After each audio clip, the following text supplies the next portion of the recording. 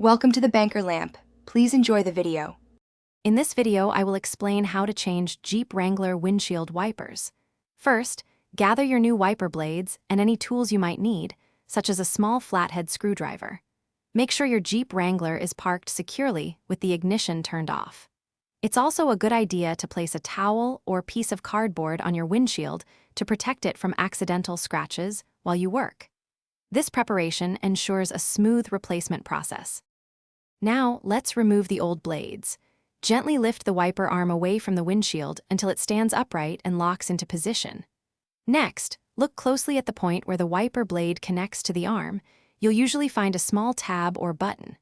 Press this tab firmly and then slide the old wiper blade straight off the hook on the wiper arm.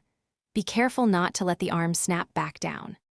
With the old blade removed, it's time to install the new one. Take your new wiper blade and slide its connector onto the hook of the wiper arm. Push it firmly until you hear a click, indicating it's securely locked in place.